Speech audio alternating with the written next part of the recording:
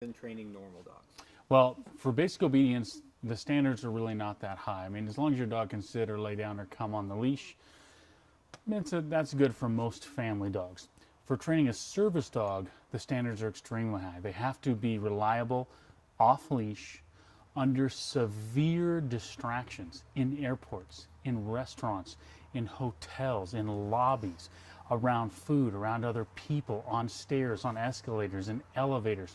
So you have to socialize these dogs to go out into the public and be aware of all these different situations and then respond appropriately. So it takes several months, if not years, to get a dog to a level of proficiency where they can be an active and integrated service dog for either a family member or a person who might need them. And I would imagine some of the difficulty in training is there's so many different kinds of service dogs. There are. It used to be years ago, when I first started in the dog training 20 plus years ago, service dogs were primarily guide dogs for the blind or dogs for the deaf. But now service dogs have a lot of different umbrellas. They wear a lot of different hats. We have service dogs that help ladies who've been victim of violent crime, children who've experienced traumatic experiences, people that have diabetes where their blood sugar will drop, people that have seizures, wounded warriors coming out of the military, both male and female, who have PTSD, people with social anxiety disorder. So these service dogs do a lot of different functions that are not traditional in the service dog realm. One of the difficulties that I think that businesses are having is that there is no national certification. There is no, and a owner can train a service dog on their own and not have to go through these classes. Is that something that's difficult for you as a trainer, where a dog may get a bad reputation? Well, and it's not just in service dogs. In Idaho, there are no licensing or registration requirements for professional dog trainers. So unfortunately, a lot of people are going to get their dog trained with trainers that have no formal education. There are a lot of trainers who are just handing out service dog certifications, and they have no background. They're self-taught dog trainers, and they've jumped on this dog training bandwagon. So it's very important for an owner to research and verify education. You know, it used to be that you could ask your veterinarian for a reference, but because we don't have a national licensing board, there's no registration of professional dog trainers who train service dogs, so it's a big disadvantage. So in this case, it's one of those buyer bewares. Investigate before you invest your money.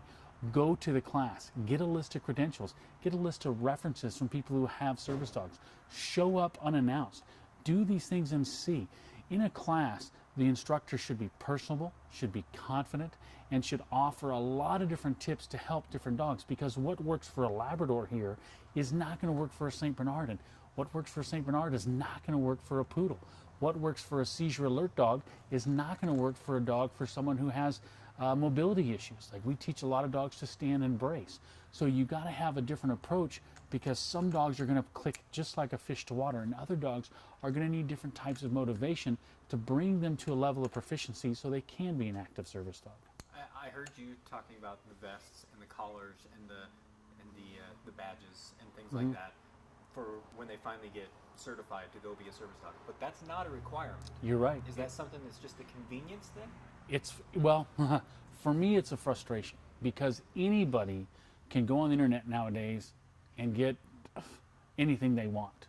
Unfortunately, you can buy vests that say service dog, but if we don't institute some sort of standard for service dogs, and any Joe Schmo goes and buys a vest and shows up, it could be bad for the service dog industry.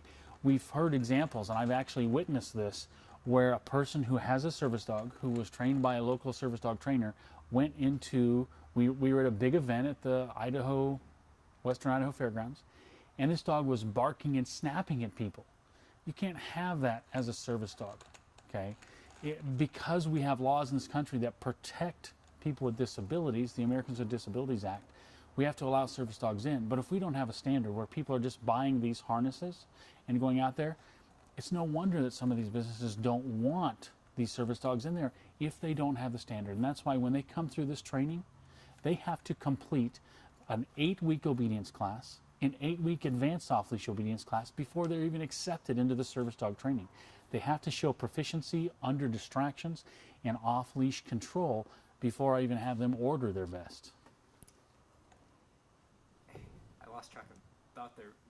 So let's back it up. Let's do it over. But I was going to say, so what's the answer there? I mean, where does it start? Should there be a national certification? There should be at least some sort of standards written and a proficiency exam established to show that the dog has proficiency and obedience skills to become a service dog, whether at a local level, a community level, or a state level.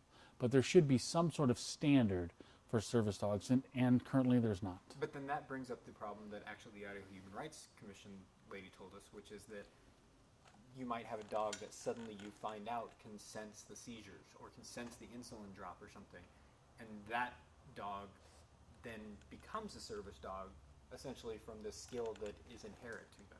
Super. And then if the dog shows proficiency at detecting seizures or low blood sugar, then maybe the standard would be, okay, so the dog shows this innate ability. We videotape it to show the dog standard, and then we have proof that the dog is in fact a service dog, but maybe they have to meet certain obedience requirements so they can go in public. So at least they have good skills to go out. Here we're in the back of a huge feed store here in Meridian, where there's all kinds of smells and equipment and new dogs. And some people, their dogs couldn't come in here without being real problems. Mm-hmm. It's interesting. So I guess, like I said, where do you start? Does it start as a state level? Is it self-imposed by the dog trainers?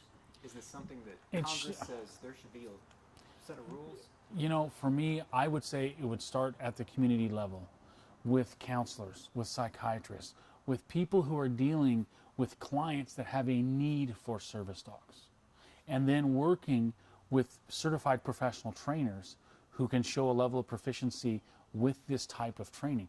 Not every dog can be a service dog, nor should every dog be trained as a service dog.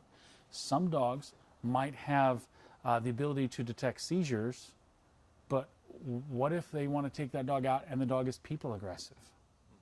Then we have some issues. We need to have some sort of standards within, I would say, beginning in a community level. So we act locally to develop the standards, and then we broaden our horizon until we eventually have a national standard for different types of service dogs. Maybe we have different categories, because certainly there are some dogs that just fulfill a psychiatric need for people that have PTSD, or for women who have been a victim of violent crime, where they really don't need the dog other than a companion animal to keep them from having an anxiety attack if they're in a group of people. They have social anxiety disorders.